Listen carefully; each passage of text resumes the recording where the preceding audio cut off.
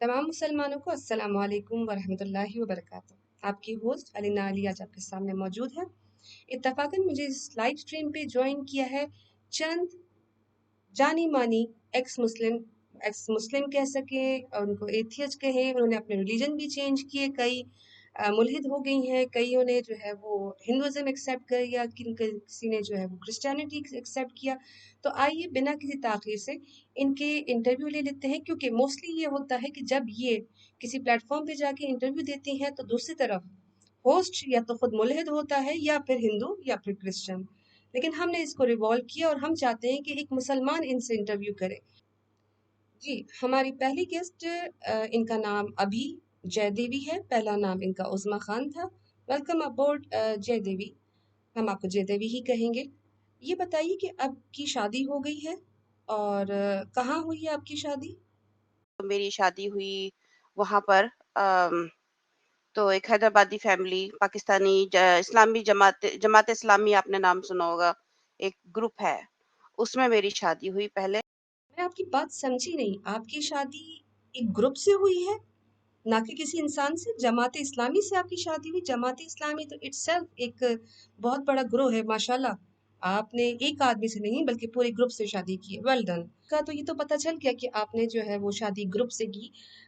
मैं एक इंटरव्यू में सुन रही थी कि आपकी ये जो पहली शादी थी जो आपने ग्रुप से की है, वो आपकी नाकाम रही। उसकी वजह क्या थी? क्या हुआ ऐसा शादी में कि आपने जो है ये डिसाइड किया कि यू वांना लीव दैट मैरिज? तो वहाँ पर जब शादी हुई तो उसके दूसरे दिन से ही मुझे कहा गया कि मुझे काम करना है घर का। उनके पास मास जो घर पे काम करने आती थी उसको निकाल दिया, और मुझे काम करना है, घर का खाना पकाना है, सब कुछ करना है। ओहो! ये तो बहुत बड़ा ज़ुल्म है। मतलब आपकी साइज़ और आपका जो वज़न है, उससे तो यही लगता है कि आपके लिए बहुत डिफ़िकल्ट होता होगा इस तरह काम करना। क्योंकि आपके जैसे भारी-भरकम हेवी ड्यूटी औरत के लिए घर का काम करना, खाना पकाना बहुत मुश्किल है, खाना खाना आसान है। आपके ऊपर जो मज़ीद ज़ुल्म हुए, उनका भी ज़िक्र कर डालिए, जहाँ पर आपको काम करना मुश्किल लगता था, घर का खाना पकाना मुश्किल लगता था, और क्या मुश्किल लगा आपको अपनी मैरिटल लाइफ़? अपना कमरे का दरवाज़ा बंद करने की जो है इजाज़त नहीं थी। बाकायदा मुझसे कह दिया गया था कि अगर आपने दरवाज़ा बंद किया तो मैं ट्रबल में आ जाऊँगी, तो अपने कमरे का दरवाज़ा बंद नहीं करना है। लेकिन कमरे का दरवाज़ा बंद ना होना और उस पर अलहदगी ले लेना, मतलब आप कमरे का दरवाज़ा बंद रखना क्यों चाहती थी और आप आपकी इंटेंशंस क्या थी? कि किसी का आना पसंद था, घर में किसी को मैं बुला नहीं सकती थी। अच्छा, यानी कि आप रूम का दरवाज़ा इसलिए खुला रखना चाहती होती थी क्योंकि आपको किसी को बुलाना होता था। तो फिर मेरे ख़्याल से उनकी सख्ती करना जायज़ थी, क्योंकि आप अगर उनके घर में रह रही थी और उनके बेटे के साथ आपका रिलेशनशिप था, तो फिर घर का दरवाज़ा खोलकर दूसरे लोगों को बुलाना, मेरे ख़्याल से ये अख़लाक़ियत से गिरी हुई हरकत है। लेकिन आपका अपना डिसीज़न था और उस पर हम क्या कह सकते हैं। फाइनल डिसीज़न आपने कब लिया कि अब बहुत हो गया इस ग्रुप के साथ रहना और मुझे अब मूव ऑन करना है? वो क्या वाक़या था? तो एक दिन ऐसे ही हुआ कि जब मेरा हस्बैंड, जो एक्स हस्बैंड था, वो घर पे नहीं था, वहाँ पर अपने काम पे गया था। तो उस वक़्त जो है मेरे ससुर जो थे वो बगैर शर्ट पहने हुए और हाथ में अपना शर्ट लिए हुए वो कमरे में मेरे आ गए और मेरे कमरे में शर्ट पहनने लगे। Okay, quite interesting. फिर आगे क्या हुआ? मेरे ससुर ने मेरे सर पे हाथ रखा और उनका हाथ रखते-रखते जो है वो मेरे मतलब बॉडी पे पीछे जाने लगा, इनएप्रोप्रिएट जगह। तो उन्होंने उन्होंने जो है मुझे कुछ इनएप्रोप्रिएट चीज़ करनी शुरू कर दी। करनी करनी चाहिए एक्चुअली, क किस करना चाहा, लिप टू लिप। जय देवी साहिबा, आप एक तो अटकती बहुत हैं और स्टटर बहुत करती हैं, शायद कुछ सोच रही हैं, साथ-साथ बोल भी रही हैं। अम, हो सकता है आपके ससुर ने ये सोचा हो कि जब बहू इतने सारे लोगों के साथ ऑलरेडी रह रही है, दरवाज़ा भी खुला रखना चाहती ताकि किसी और को बुला सके, तो आई थिंक उनको ये लगा होगा कि आप किसी के लिए भी अवेलेबल हैं। क्योंकि जिस तरह के आप जेस्चर्स दे रही हैं और जिस तरह की आप डिमांड्स कर रही हैं, तो आई थिंक उनका ये सब कुछ करना मेरे ख्याल से तो उनको सही लगा होगा।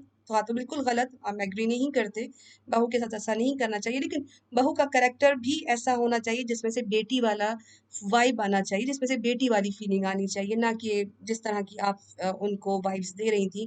तो आई थिंक तभी उन्होंने अपने इस तरह के इमोरल एडवांसेस आप पे मारे।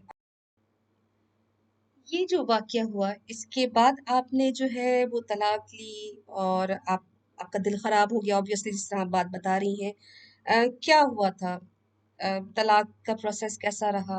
और किस तरह आपने उनको कहा कि अब बस हो गया, तुम्हारा बाप भी मुझ पर इस तरह की एडवांसेस कर रहा है, तो आपके हस्बैंड ने क्या रिएक्शन दिया? तो कहने लगे कि आप ऐसा कीजिए कि यहाँ पे हमारे इस्लाम में ये है कि अगर माँ-बाप बोलें कि अपनी बीवी को तलाक दे दो, तो तलाक दे दो, भले से बीवी का कसूर हो ना हो। तो आप अपना जो है ना अपना पैक कर बैग जो है ना वो पैक कर दें, मैं आपको अपनी माँ के घर छोड़ देता हूँ। जैसे हुआ तो मेरे घर वाले जो थे, मेरे मामू, मेरे अंकल जो थे वो सब बीच में पड़े, मतलब सुलह कराने की कोशिश की, लेकिन वो बस अपने उसमें मतलब डटे रहे। तो उसके बाद फिर भी ये लोग जो है ना डिवोर्स के लिए थोड़ा-सा प्रॉब्लम कर रहे थे, देने के लिए प्रॉब्लम कर रहे थे। वेट अ मिनट, आपने पहले कहा कि वो आपको डाइवोर्स दे रहे हैं, आपसे कहा कि आप अपना बोरिया बिस्तर बांधे, और अब देने में प्रॉब्लम कर रहे हैं।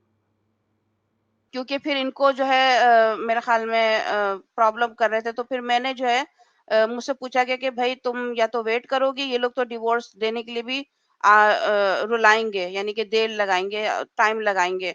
तो मैं क्या करना है, तो खुला लेनी है। तो मैंने कहा हाँ, फ़ायदा क्या फिर ना, जब जब कोई मतलब ये लोग मतलब आ ही नहीं रहे हैं एग्रीमेंट में। क्या देवी साहिबा, मुझे तो आपकी बात की बिल्कुल समझ नहीं आ रही, हो सकता है ऑडियंस को समझ आ रही हो। पहले आपने कहा कि इस्लाम में ऐसा है, अकॉर्डिंग टू योर हस्बैंड, कि बीवी को जो है वो तलाक दे देनी चाहिए, चाहे उसका कसूर हो या ना हो। और वो आपको आपके सामान पैक करके आपको निकलवा रहे थे। फिर आपने कहा कि फिर वो प्रॉब्लम कर रहे थे, देना नहीं चाह रहे थे, या तो देना चाहते थे या नहीं देना चाहते थे, मेक अप योर माइंड। और फिर फाइनली आपने एक और बात कही कि फिर आपने खुला ले ली क्योंकि वो फायदा नहीं उसमें।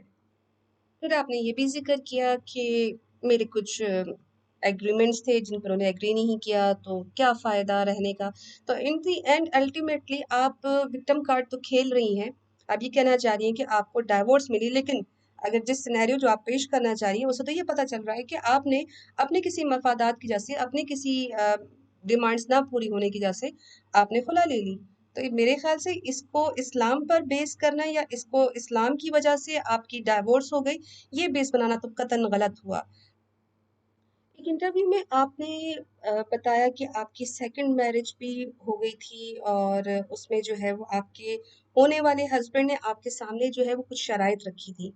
तो ज़रा वो शराइत भी बता दीजिए कि ऐसी कौन सी शराइत थी जिनसे आपने भाग कर उनको भी छोड़ दिया? तो ये बता रहे थे मुझे, तो ये ग्रुप सेक्स होगा, यानी कि जब शादी होगी तो वेडिंग नाइट पे या हर नाइट को जो है उनकी दोनों बीवियां भी मौजूद रहेंगी कमरे के अंदर। That is really sad and awful. मतलब आप दूसरी शादी करना चाह रही थी और आपके हस्बैंड ने, होने वाले हस्बैंड ने आपके साथ ये शर्त रखी कि वो आपकी अपनी दूसरी बीवियों के साथ, I don't want to say that, बहुत ही अपसेट है। लेकिन रीजन क्या था? आप जब इतना कुछ हो गया आपके साथ, पहले आपने एक ग्रुप में शादी की, फिर आपने एक सेकंड अटेम्प्ट करने की कोशिश की शादी करने की, तो ज़रूरत क्या थी? आप क्यों शादी करना चाह रही थी? और आपके एक्सपीरियंस में, जब इस्लाम से या मुसलमानों से बकौल आपके, वरना मैं तो नहीं देख रही कि इसमें कहीं पर भी इस्लाम इन्वॉल्व है। ये एक इंडिविजुअल एक्ट थे और इसको आप शायद इस्लाम पे लगाना चाह रही हैं। खैर, तो ज़रूरत क्या थी इतने वेंचर्स करने की और इतने नए-नए एक्सपेरिमेंट करने की? किसी और से ट्राई कर लेते, या फिर आप इंडिपेंडेंट नहीं थी? क्या मसला था? मैं थी सिंगल, और मतलब जो औरत है वो उसको शादी ही करनी है मर्द के साथ। वो एक ऐसा माहौल बन गया था कि मतलब जो औरत है उसको मर्द चाहिए, यानी चाहिए चाहिए, ये ना वो एक माहौल ऐसा था। तो उसमें ऑटोमेटिकली जब आप ऐसे माहौल में रहते हैं, तो वो एक बचपन से भी बताया गया कि, और सराउंडिंग में भी यही मुझे लगा, यही मैसेज मिला कि जो एक औरत है, जो लड़की जब पैदा होती है, जब बड़ी होती है, मर्द होना चाहिए, और मर्द के बगैर ये अकेले जिंदगी नहीं गुजार सकती, नामुमकिन है। Okay, fair enough. बचपन से ही बताया गया कि मर्द चाहिए ही चाहिए। स्ट्रेंज। ठीक है, आपकी चॉइस थी। लेकिन आप जो कह रही हैं कि आपकी सराउंडिंग और बचपन से आपके ज़हन में बिठाया गया, तो आपके घर का माहौल कैसा था? आपके भाई, आपके घर वाले किस मेंटालिटी के मालिक थे? ज़रा कुछ बताइएगा, कोई मिसाल दे। ये जो भाई थे मेरे, ये जो है इनकी पहले बीवी थी ऑलरेडी, उनके 2-3 बच्चे थे। ये दूसरी और औरत लाना चाह रहे थे घर में, मतलब शादी करके।